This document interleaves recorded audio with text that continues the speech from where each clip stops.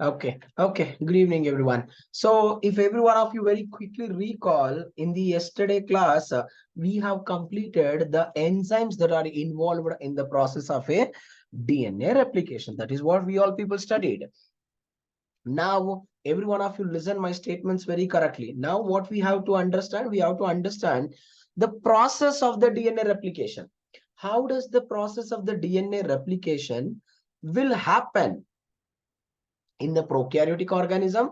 How does the process of the DNA replication will happens in the eukaryotic organism? That is a very important, we all people has to understand correctly. Friends, listen my words. If you did not get the questions from the enzymes, there is a great possibility that you will get the questions from the process, because process is very difficult, where you can get logical type of the questions. Okay, now let's continue.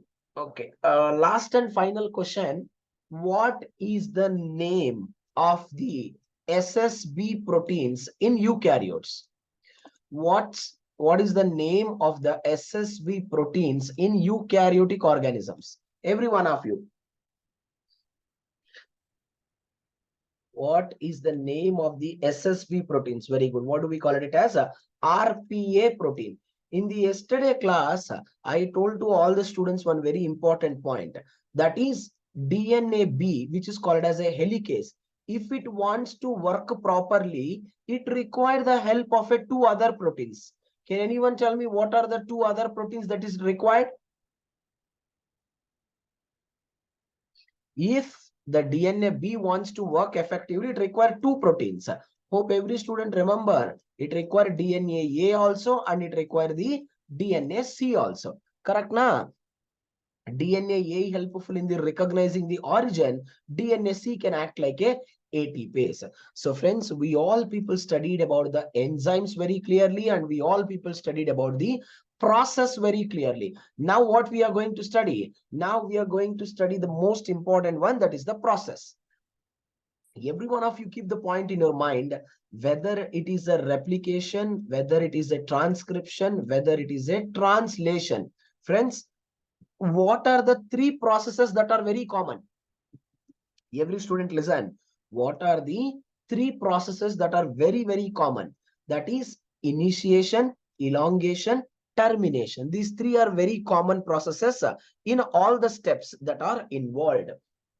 No need to get confused with that particular point. Okay, now all the students listen to me carefully and try to answer, try to remember the steps. Now let's talk about prokaryotic DNA replication. I'll explain elaboratively, just pay attention and focus. Initiation, elongation, then friends, followed by the termination process. Good evening. As all of you know very well, you only tell me, there is no point of telling everything. Now you remember, right? In the process of initiation, what happened, friends? The two strands of the DNA will be separated. Later, topoisomerase will come and remove the coiling, and single-stranded binding proteins will prevent the rejoining. You all people know very well. See, I'll ask a simple questions. Listen to me carefully. Then, friends, primer will be synthesized. So what I'm trying to explain you, till the synthesis of primer, what I'm trying to say, till the synthesis of primer, the process of initiation will be continued. Now you tell me what's going to happen in the process of the elongation. Undoubtedly, friends, in the process of the elongation, the DNA polymerase enzyme start elongating the strand. So adding the DNTPs to the existing strand, and most important point every student has to remember, in case of a elongation only, the proofreading will occur. What is proofreading? Checking the errors. Correct na? So checking the errors are exclusively taking place in the proofreading only. Right. Then what about the process of termination? Every student commonly know that termination is the process which is involved, I mean to say, where we will stop the entire process of replication. There is no doubt about this particular point. Now, every one of you listen to me carefully. Now I will explain step by step. Listen to me 20 minutes continuously, you will get a good idea. Okay. Now, first step is called as initiation. Every student commonly know that In case of a prokaryotic organism, ORR, eukaryotic organism, I told to all the students, the DNA replication never ever occur randomly. Yes or no, friends? Where the process of the DNA replication will take place. Every student will know that the process of the DNA replication always occur at a specific point. The point where this particular the DNA replication occur, that starts, we can call the ORC, origin of replication. Every student look into the diagram. This is the genome of the prokaryotic organism like a E. coli. Now you only look into the point, friends. How many number of ORCs are present in the prokaryotic organism? There is only one ORC, single ORC is present. That's all. Only one origin of replication. And friends, this one origin of replication is made up of how many number of base pairs? That's a simple point. It is made up of 245 base pairs. It is made up of how many? 245 base pairs. So friends, if you zoom this, see this, this is the ORs. If you zoom this 245 base pair, every student listen, there are 5 boxes are present. 1, 2, 3, 4, 5 boxes. You know, friends, each box is how many base pairs? Every student remember 9 base pair.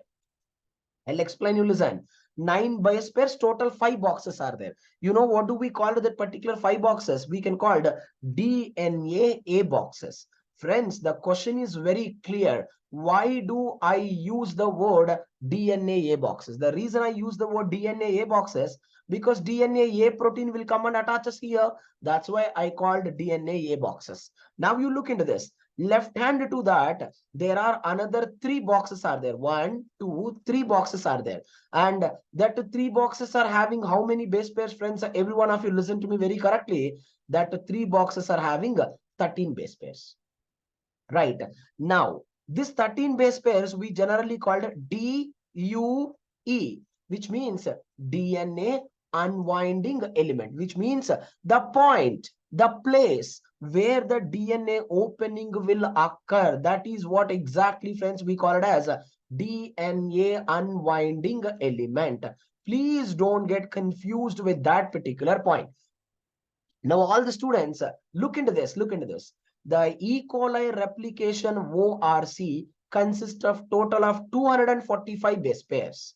Correct, na? So, friends, out of that 245 base pairs, there are 5 boxes are there. We call it DNA A boxes. Each box is how many base pair? 9 base pair. Is there any necessity to remember the sequence? It is not at all required. Please don't worry about that. Just leave that.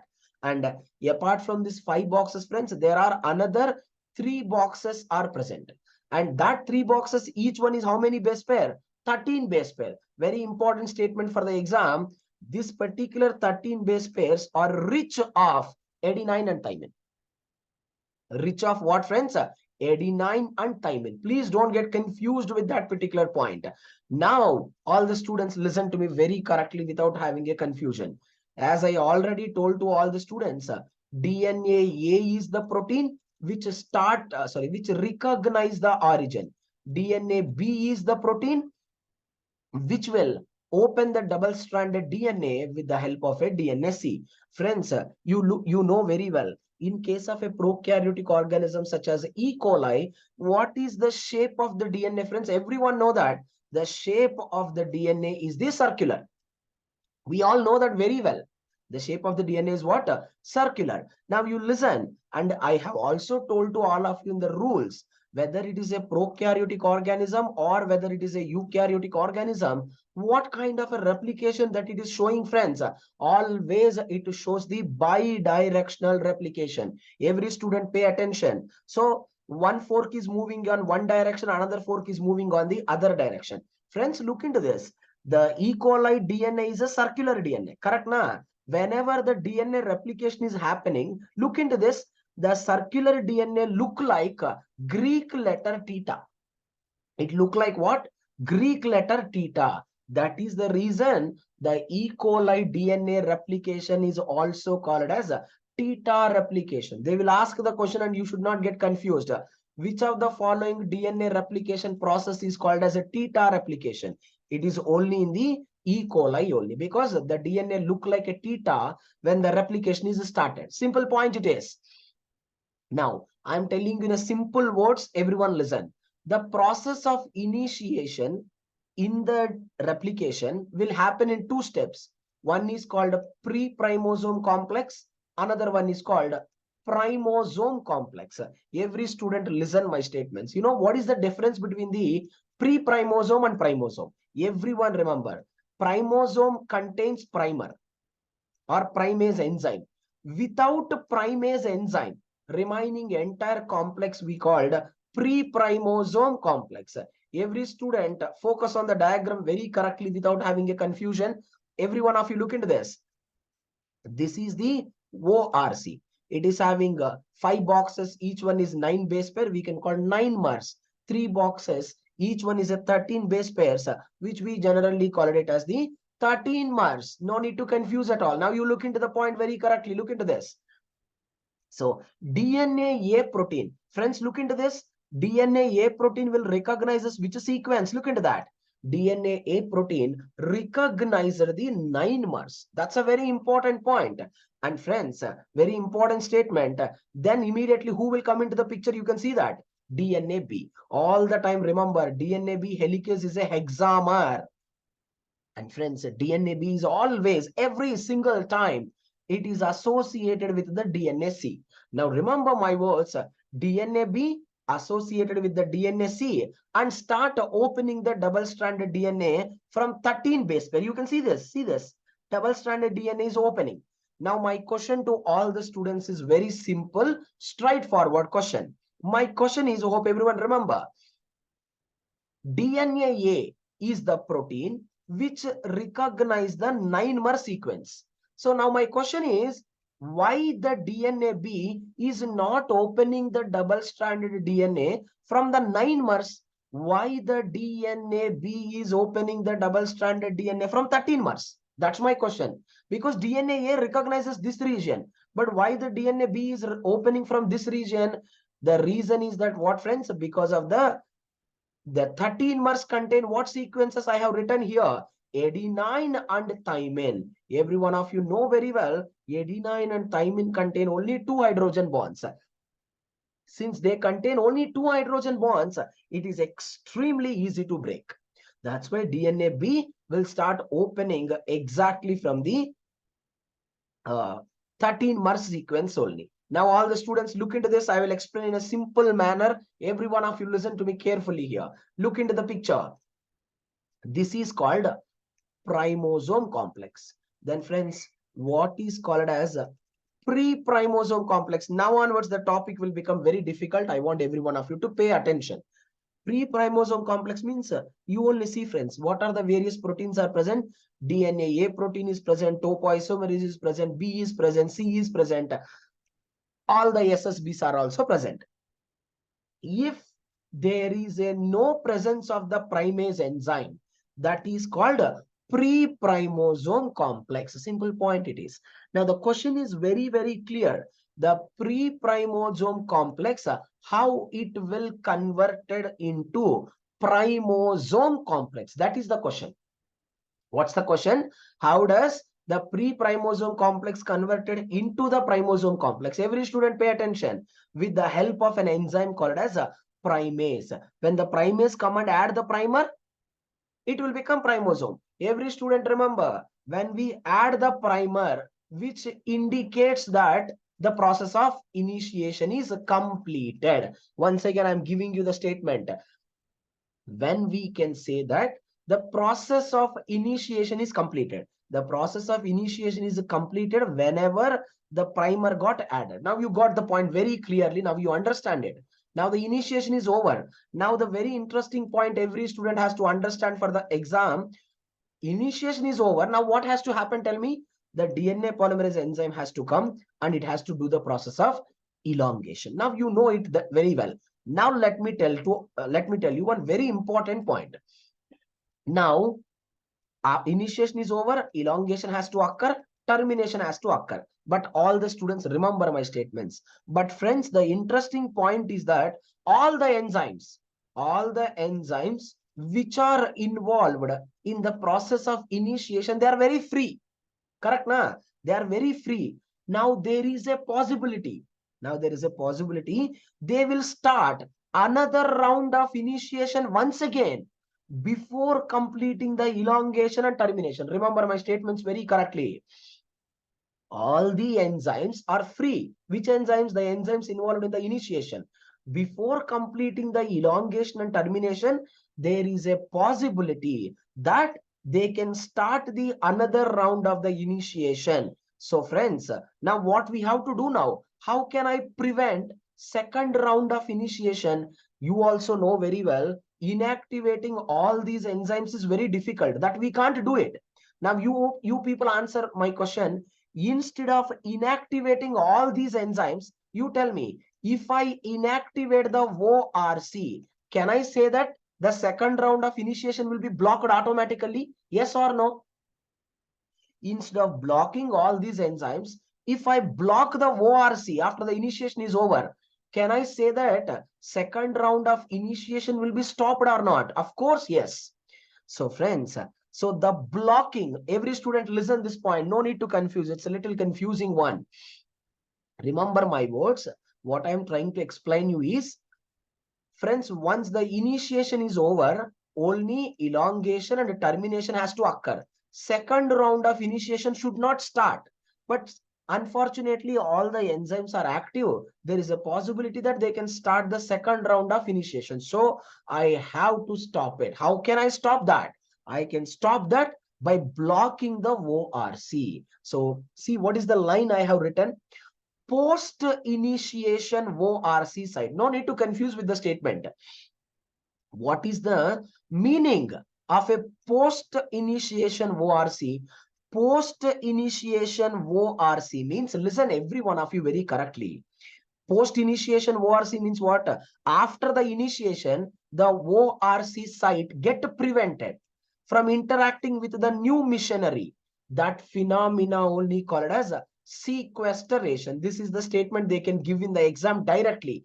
What is the name of the phenomena that is blocking the new initiation machinery? You can call it sequestration. Now, friends, how is this possible? Now, the question is crystal clear. How can I block the ORC? That is the question. How can I block the ORC? Friends, there is a inhibitor. What is the name of that particular inhibitor? Every student remember. It is called SEC-A. This is the name of the inhibitor. Will go and block the ORC. But friends, there is a point you have to remember. This SEC-A, it has to block which strand? It has to block the daughter strand synthesis, because we have to stop the initiation of a daughter strand. Correct, na? But the point is that SEC-A never knows which is the parent strand. SEC-A never knows which is the daughter strand. Now, it is a very big problem for the SEC-A to understand which is the parent strand, which is the daughter strand. Now, how this problem can be resolved? Listen, everyone. These two colors are what? Two blue color are parent strand. This is one parent strand. This is another parent strand. Every student look into the picture. The parent strand contain a palindromic sequence. You can see that palindromic sequences are very common in the DNA. Now you know very well the GATC. So adenine get methylated here. Here also adenine get methylated. Friends, now you only try to understand during the time of replication what happened. Two parent strands get separated. Correct, na friends?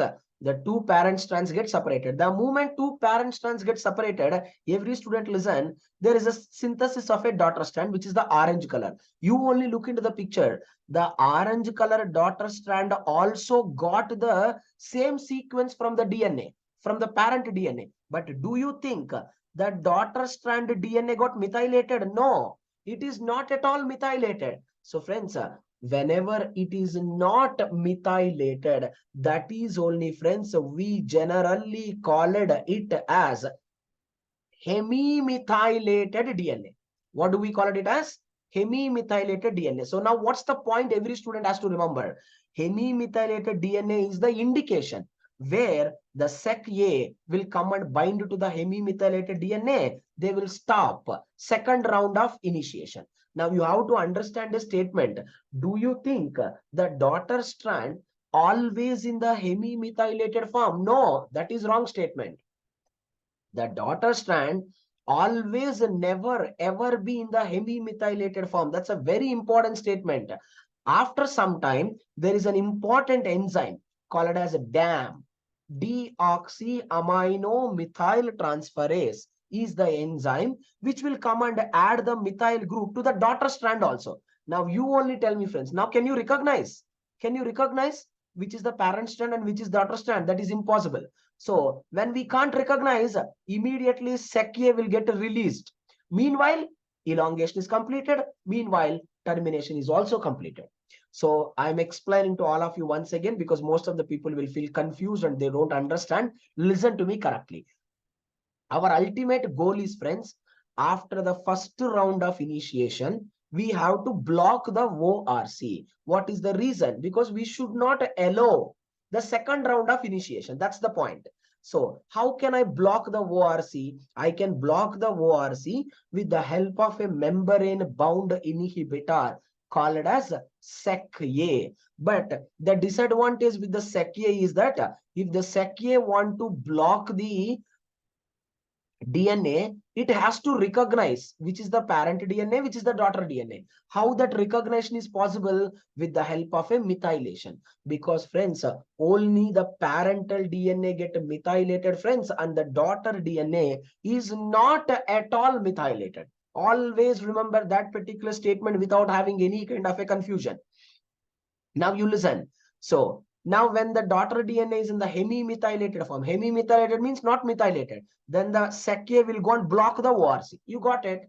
Now after some time, DAM enzyme will come and convert the hemimethylated DNA into daughter DNA, sorry, methylated DNA. Then the SEC-A can't associate. Then the SEC-A will be released out. Meanwhile, elongation completed, termination also completed. This is how we can block the ORC with the help of a SEC-A.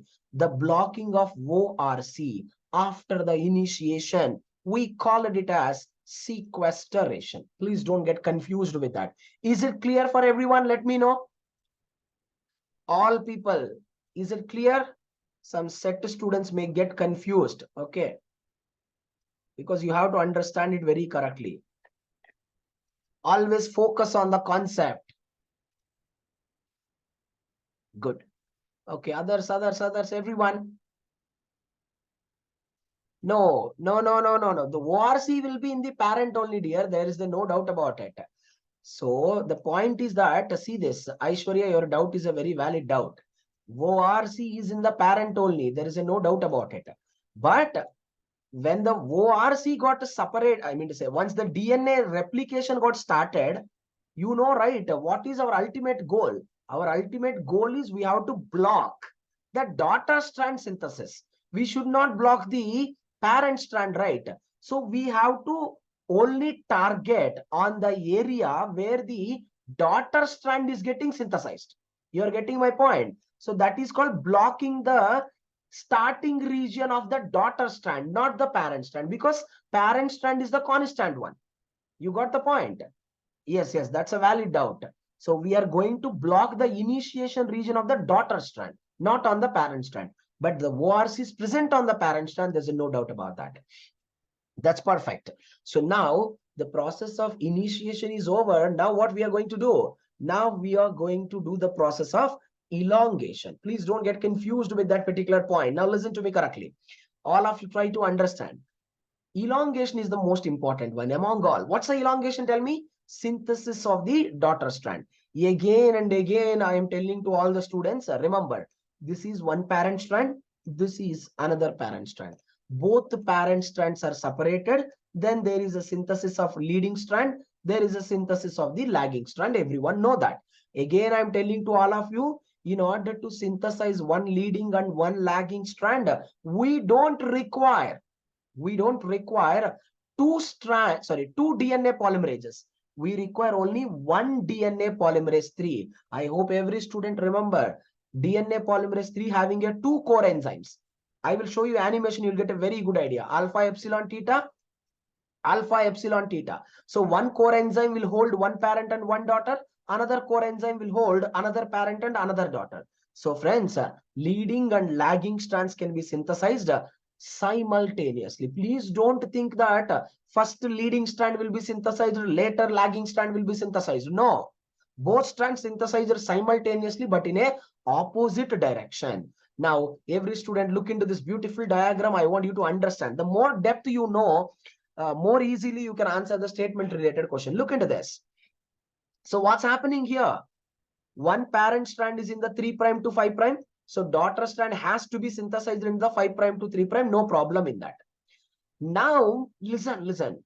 Now, another strand is in the 5' to 3'. But what is our ultimate goal? Daughter strand has to be synthesized all the time in the 5' to 3'. So it is happening in the opposite direction in the form of a pieces, which we can call the Okazaki fragments. But every student look into the diagram very correctly. If you focus on the diagram, what you can observe, the enzyme is only one. You can see, right? One DNA polymerase 3 enzyme only holding the leading strand also. One DNA polymerase enzyme only holding the lagging strand also.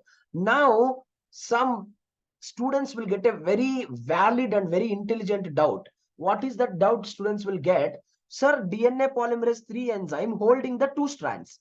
But the point is that one strand is moving like this and another strand is moving like this. Sir, then how does the DNA polymerase enzyme will move? That's a very valid doubt. You all people has to think correctly. One strand is moving towards the replication fork. One strand is moving in opposite way. But how then which direction polymerase has to move? Is it has to move to this direction or it has to move to this direction? Now you see the phenomena. That is called looping mechanism. Look into this. How nicely the polymerase enzyme will do this.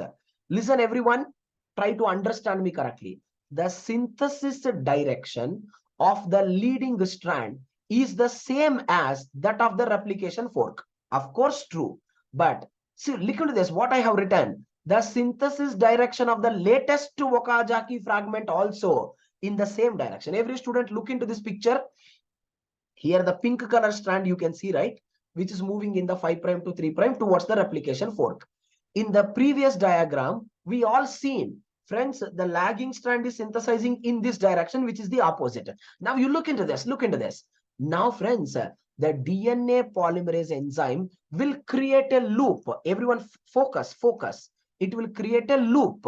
Because of the loop, see this. Whenever the loop got created, whatever the new Okazaki fragment is getting synthesized, that also moves in the same direction. Now, once the loop got released, it starts moving in opposite direction. Once the loop formed, again it will move in this direction. Let me explain you a little more clearly. You remember, in the lagging strand, if every student quickly recall, one primer, one Okazaki fragment. One primer, one Okazaki fragment. One primer, one Okazaki fragment. So friends, once the loop got formed, Okazaki fragment gets synthesized. Loop got removed, primer synthesized. Okazaki fragment got loop formed, Okazaki fragment synthesized. Loop removed, primer synthesized. So, but what's the point you have to understand? Whenever the loop got created, the direction of the leading strand and the direction of the new Okazaki fragment is in the same direction. This is called looping. That is the speciality of a DNA polymerase 3 enzyme. You look into this. Are we using two DNA polymerases? Never, ever. We are not using two DNA polymerases.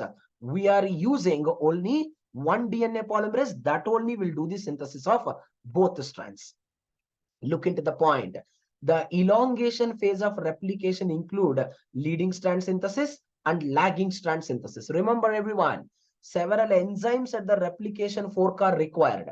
But what is the most important enzyme? Remember, everyone, polymerase. See what I have written. Polymerase 3 dimer. With the help of a looping mechanism, it will synthesize lagging and leading strands together. Always remember that particular point.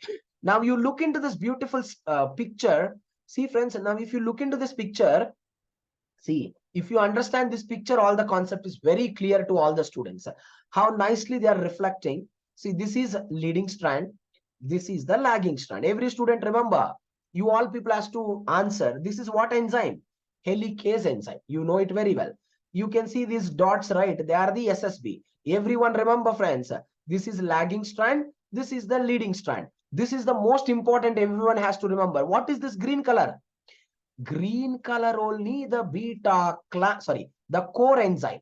The core enzyme of the DNA polymerase. We studied, right? Alpha, epsilon, theta is present. Hope every student remember very clearly. If the core enzyme want to be activated, what does it require? It's compulsory require beta clamp. See, this is the yellow color one is the beta clamp. So same in the lagging strand also core enzyme and beta clamp. You can see that. And you also remember my words. Who will take this beta clamp and keep it on the core enzyme? Who will do that? Undoubtedly clamp loader will do that. I hope you remember, which is called gamma complex. So see this. Gamma complex will load the beta clamp on the core enzyme of leading strand and on the core enzyme of the lagging strand. Every student remember my statements. You can see in the animation. In the leading strand, there is only one beta clamp. Only one. But friends, in the lagging strand, because we have to synthesize multiple Okazaki fragments, that's why we will use more beta clamps. You can see it. So friends, when all the enzymes assembled, every student answer my question. When all the enzymes are assembled, how does it look like? It look like this musical instrument. However, this musical instrument look like the DNA along with the enzymes look like in a same manner. Don't get confused with that. Okay. Now the question is very clear. How long the process of elongation will occur? Every student very commonly know that primase is the enzyme. Keep on adding the primers in the leading and lagging strand. DNA polymerase 3 is continuously synthesizing. Every student, please look into the diagram and try to understand what exactly I'm showing you here. I am talking about the lagging strand because every student look into this picture, friends. You can see, right? One is the red color one, Okazaki fragment. What is the blue color one? Primer. So again Okazaki fragment, again primer. Again Okazaki fragment, again primer. Because friends, we require multiple Okazaki fragments in the leading strand. And we require many primers. You are all able to see, friends, these are all primers. Primer Okazaki fragment, primer Okazaki fragment, primer Okazaki fragment. So what I am trying to explain to all the students, when one Okazaki fragment is getting synthesized, one beta clamp will come into the picture. So one Okazaki fragment synthesis is over. Now this particular beta clamp will be released out. You see this. Again, a new beta clamp will come for the synthesis of new Okazaki fragment. This is also synthesized. Again, the beta clamp will be released out because once the Okazaki fragment is synthesized, we have to synthesize primer first. Meanwhile, beta clamp cannot withstand that much time because you know very well, beta clamp require a lot of energy. So it can't withstand that much time. That's why it will be get dissociated. New beta clamp will come and rejoin. Please don't get confused with that particular point. Always remember, in the leading strand, you can see it. Only one beta clamp. In the lagging strand, multiple beta clamps are required. Always remember that particular point. Now, friends, the most important statement here, you only try to understand. What is the primers that we have added? Tell me. You all people remember whatever the primers that we have added is RNA primers. You all people know very well. Now, the question is very clear. Is there any use of the RNA primer? Why we will add RNA primers in the DNA? Anyway, I already told you the reason. We don't have a DNA primase enzyme. We have only RNA primase enzyme. That's why we will add only RNA primers. But the point is that, friends, we have to remove the RNA primers compulsory. So who will remove? RNA primers can be removed by RNase enzyme, but widely called as DNA polymerase 1 enzyme in case of a prokaryotic organisms. Once we remove this, what's happening? There is a gap. Correct or not? I removed this primer. There is a gap. So I have to replace that particular gap with what? I have to replace that particular gap with the nucleotides. Yes or no? Of course, yes. I have to replace them with the nucleotides. Who will replace them with nucleotides? Undoubtedly polymerase only. DNA polymerase 1 only remove the primers. It is only replace that particular gap with the primers. At finally, the versatile enzyme ligase will come and seal that particular gap. So don't confuse polymerase only remove the primer and replace with the nucleotides in case of a prokaryotic organism that is called DNA pol 1. Don't think that eukaryotic it is same. Eukaryotic is entirely different. We will study that. Now, the last and final process, that is the termination. Friends, there is a possibility that you can expect the direct questions from the termination. And the question you have seen, right, in your DL paper also, they have asked the question about the telomere. Remember everyone? So where that particular telomere will come? In the eukaryotic DNA replication termination process. First, you try to understand prokaryotic termination. As we all people know that the DNA in the E. coli is the circular. We also studied very clearly the DNA replication in the prokaryotes and eukaryotes both is bidirectional. One fork is moving in the clockwise, one fork is moving in the anti-clockwise. So friends, when the clockwise fork, when it comes to the direction of anti-clockwise, it will trap, it will stop. Similarly, when the anti-clockwise replication fork, when it comes to the direction of clockwise, it will also block. How this blockage can be mediated? What are the name of the proteins that are involved here? Every student remember, the process of termination can be mediated by 10 proteins, which we can call the TER proteins. Otherwise, you can call the TER-TUS proteins. You have to remember this. TER-TUS proteins. Total, I'll explain you, listen. Total, how many TER proteins are present? Total 10 TER proteins are present. 5 located on one side, 5 located on another side. Is there any necessity to remember their names? It is not at all necessary. But remember a point that so this is the ORC, origin of replication. On one side, 5 termination sites are there. On another side, another 5 termination sites are present. That you remember. Now look into the diagram carefully and try to understand the concept very clearly. Here, listen to me correctly. This is the origin. Correct, na?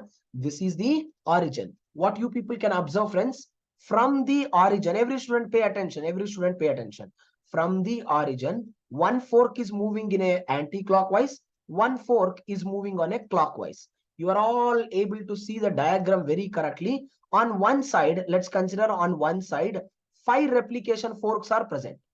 5 are present. On another side, also consider another 5 are present. You got the point. Now, this is called clockwise fork. See, whatever I'm drawing with blue color. So clockwise fork is coming and it will cross all these 5. Now the question is that how it will cross all these 5, because that is also in the same direction. Hope every student is getting my point very correctly. This is the direction fork is moving. And you see this 5 termination sites are also in the same direction. So it can cross very easily without having any problem. Without having any problem, it will cross. But now you only look into the picture. Whenever the clockwise fork, when it reaches to this direction, do you think it will move here? No. It will trap immediately here. Where it will trap? Here it will trap. Why? Because these replication forks are in opposite direction. That's why it will trap here. Similarly, whatever the replication fork that is coming in the anti-clockwise direction, every student remember, it is moving like this. You can see, right? It is moving like this. The moment it will come here, do you think it will cross these forks? No, it will trap here. So what is my final statement? My final statement is clockwise fork will get trapped at anti-clockwise termination sites. Simple point. And anti-clockwise replication fork will stop at clockwise termination sites. By that, the process of replication will be stopped. But there is an important point all the students has to remember. If this particular all the termination sites wants to work effectively, always they require an important protein. We call it as a TUS protein. Never get confused with that particular point. Every one of you look into this. This is called TUS protein, friends. Inside the TUS protein only the termination sites are present. So that's why we can call the TUS TER protein complex. No need to get confused with the point. Now, every one of you pay attention. Try to understand me correctly. So look into this. One replication fork is moving like this. Correct, na? So it can easily cross this TUS and TER protein complex. You can see the arrow. It is easily crossed. And friends, whenever it reached at this particular point, do you think it will cross this? No, it will stop here. It will stop here itself. Same way, friends, another replication fork is coming from this direction. It will easily cross this termination sites. The moment it reach here, it will be blocked. So that is how the two termination sites meet at one particular point and they will stop the process of termination. This is what we can call the DNA replication termination in the E. coli. Okay, is it clear, everyone? If anyone having any kind of a doubt, now you raise it. Clear, all of you? Quickly. Any doubts, I will re-explain. Some people are new, right? I want you to revise once again, then only you people get an idea. Okay, if you don't revise, you can't understand. These concepts are has to be read multiple times. Okay, now whatever we have understood is nothing, Balakrishna, I told you, right? It's very easy. One replication fork is moving in the clockwise, another replication fork is moving in the anti-clockwise. When the two replication forks meet at one point, that is what exactly we can call, what we can say that termination point. I'll tell you in a simple words, an example I'm telling you. Suppose Telangana people having a check post at Andhra border.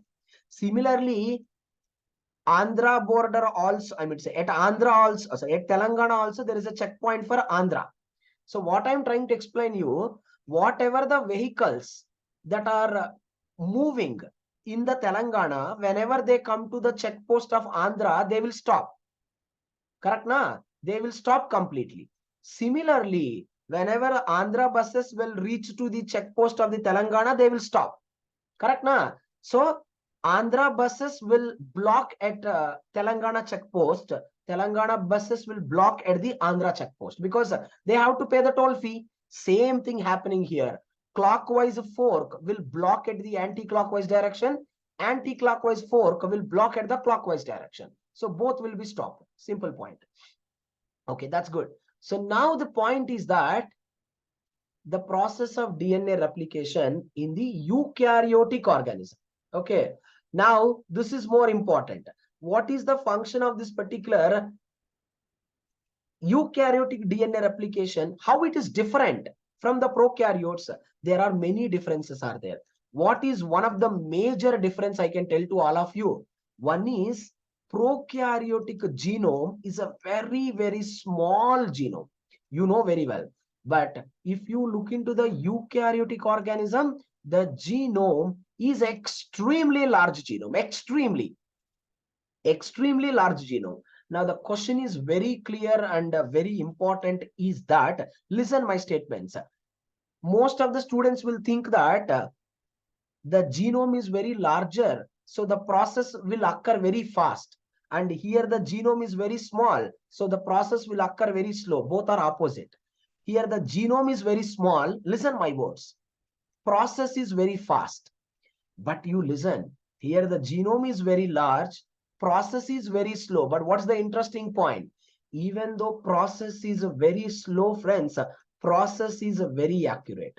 You don't find even a single mistake in the eukaryotic DNA replication. That much accurately you will get it. Remember my statements very correctly without having any kind of a confusion.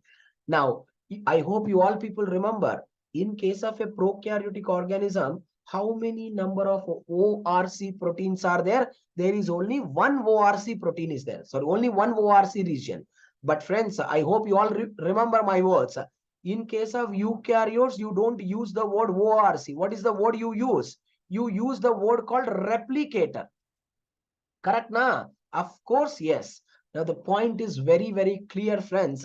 How many replicators are present? 150, sorry, 400 replicators are present. I hope every student remember my words. In case of prokaryotes, one ORC made up of how many base pairs? One ORC made up of 245 base pairs and only one ORC. But friends, here how many replicators are present? 400 replicators are present. Each replicator contains how many number of base pairs? Each replicator contains 150 base pairs. Please don't get confused. Replicators are very small, but they are more in number. Please don't get confused with the point. So listen my words. DNA molecules in the eukaryotic cells, friends, they are very, very larger compared to the bacteria. And friends, they are organized into a big nucleoprotein structures. Everyone remember, the movement is very slow, but the movement is very accurate. There are one ORC in the prokaryotes. There are multiple origins in the eukaryotes. See this? I told you, right? For the prokaryotes, we will always take E. coli as the best example. Similarly, friends, for the eukaryotic organism, we will take yeast as the best example. So now all the students remember, yeast replicators having 400 in number, and each replicator is of 150 base pairs. You know, right? Yeast having 16 chromosomes. In the 16 chromosome, 1400 replicators are there. Each replicator is consist of 150 base pairs. Now, friends, the most important statement that every student has to remember here, compared to the DNA replication in prokaryotes, in eukaryotes, multiple enzymes are involved. How many enzymes are involved? Multiple, not one or two, many proteins. And among all, I hope you all remember, right? In case of a prokaryotes, we used RNA primase. I told you in the yesterday class also. But friends, in the eukaryotes, we don't use any. We use only DNA polymerase alpha, which is having a primase activity and polymerization activity also. And we also remember the most important polymerase enzyme in the eukaryotes is what, friends? That is the DNA polymerase delta. Never ever get confused with that particular point. Now, if I ask you a question, they can ask a simple question in the exam where most of the people won't understand properly the question. They will ask a question, which of the following DNA replication is associated with the cell cycle? Again, all the students remember my words. Which of the following DNA replication associated with the cell cycle? Bacteria, virus, yeast, human. Tell me among these four, which one? Among these four, which will be associated with the cell cycle? In which of the organism the DNA replication is associated with the cell cycle? Undoubtedly, friends, yeast and humans. Correct, na? Yeast also, right? Why we should not miss the yeast? Because friends, yeast also eukaryotes, right? In every eukaryotic organism, cell division occurs, cell cycle occurs. But if you look into simple organisms like bacteria, they won't show a powerful cell cycle. You know that the bacteria will just show the binary fission or a multiple fission or a budding. Their reproduction method is a very, very, very, very simple method. Correct, na? So remember, the DNA replication is highly or closely related with the cell cycle. Every student commonly know the point that the DNA replication will occur only once per cell cycle. That's a very important statement. It will occur only once per cell cycle. So now, everyone listen, we all people studied in the cell biology chapter many number of times. What we all people studied? G1 phase is the preparatory phase for the S phase. We also studied multiple times. G2 phase is the preparatory phase for the M phase. So the cell if it want to undergo the DNA replication in the S phase, every student know that. For S phase, we require all the enzymes. Just now we studied, right? We require helicase, polymerase, ligase, topoisomerase, SSB. We require a lot of ATP. We require a lot of proteins, where all get synthesized. All get synthesized in the G1 phase. It's a very important one, friends. Remember. Now, again, all the students listen. This is also a very confused step. If everyone quickly recall my words, in the prokaryotic initiation, I told to all of you two statements. What is that two statements? The initiation can be completed in two steps. One is called pre-primosome complex. Another one is called primosome complex. When there is a primosome complex is formed, then only initiation will be completed. Similarly, friends, in case of a eukaryotic DNA replication, the initiation occur in two steps. One is called replication complex formation. Remember my words, I'm using a word, replication complex formation. And second one is called activation of replication complex. Now let me explain to all the students in a very simple words. Suppose, remember my words, I have purchased a new bike. I have purchased a new bike and I know driving very well. I know driving. I have a new bike in my hand. But do you think I can drive without a proper driving license? So legally, I cannot drive without a proper driving license. Same thing you have to remember. In case of a G1 phase, every student remember, in case of a G1 phase, starting from the helicase enzyme till the ligase enzyme, all the enzymes get synthesized in the G1 phase only. So now most of the students has to get a doubt. So if all the enzymes which are required for the DNA replication, if they synthesized only in the G1 phase, why not the DNA replication won't happen in the G1 phase? Even though all the enzymes got synthesized, none of the enzyme is not active. So they do not have a license to show their action. When they can show their action, they can show their action only in the S phase. Hope you are getting my point.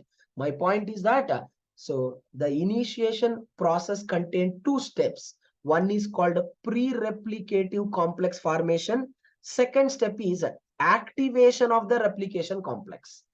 Replication complex formed in the G1 phase. Replication complex get activated in the S phase. That's a very important point. Now you all people look into this beautiful diagram. This is eukaryotic DNA. Everyone remember my statements very correctly. Look into the point. This is called ORC. See friends, listen my words. What is the name of the protein that started the process of initiation in the prokaryotic organism? Hope every student remember, right? DNA. Correct, na? Here, what is the name of the protein that start the DNA replication in the eukaryotes? Friends, name of the protein only called ORC. Don't confuse, okay? See, imagine this is the replicator. This is the replicator. So to the replicator, who is the first protein that will come and attach us? Name of the protein only called ORC. Origin recognition complex. What was that? Origin recognition complex. So it will come and attach us here. Then immediately the ORC recruit many proteins. It recruits CDC6 or CDC18 protein. Then CDC6, CDC18 along with the ORC, they require CDT1. Now the question is very clear. What is the function of CDC6, 18, CDT1, ORC? What is the function of all these proteins?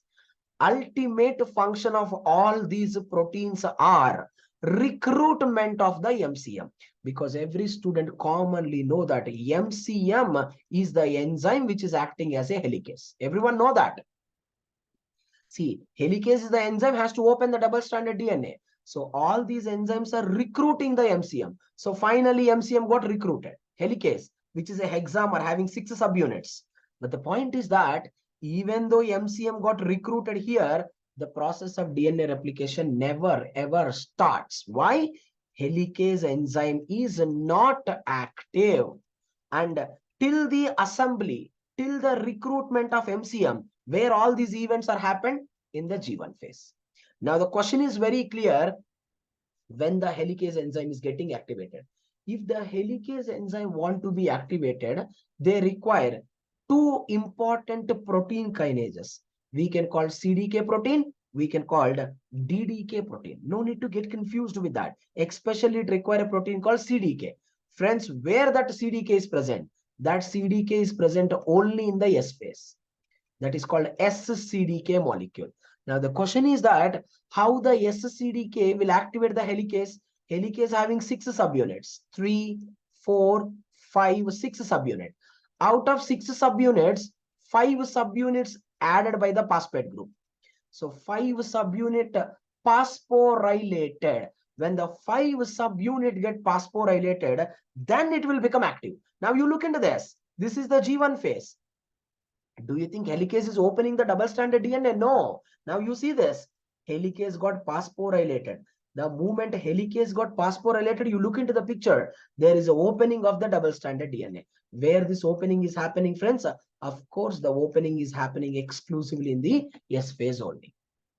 Never get confused with that particular point. Always, I want you to understand correctly, friends. Now, once the helicase is opened, see this, see this. We have to add the primer. Who is adding the primer? See this, everyone. The orange color one is the primer. Who will add the primer? DNA polymerase alpha will come and add the primer. Then who will synthesize the nucleotides? I told you, DNA polymerase alpha only starts synthesizing the nucleotide continuously, but not permanent. Hardly it can synthesize 20 to 50. Then later alpha replaced by delta. So remember my words. In the G1 phase only assembly occur, activation occur only in the S phase. Hope it's clear for everyone so far. I will explain from this particular slide in the tomorrow class. Okay. Clear everyone? Now everyone remember, since tomorrow is a Saturday. Okay. Every one of you remember, tomorrow is a Saturday, right? I will take the class. See, most of the people are very free in the tomorrow. I am requesting everyone, please attend the class tomorrow evening 6:30 p.m. Okay. I will try to take the class 8:30 p.m. or the 9 p.m. Okay. We will do our best at least to complete the transcription. Okay. So please join tomorrow 6:30 p.m. We will take up to 8:30 or 9. We will try to finish up to transcription little faster. Okay. That's all for now. I'll see all of you tomorrow sharp 4:30 a.m. Okay. Thank you all of you.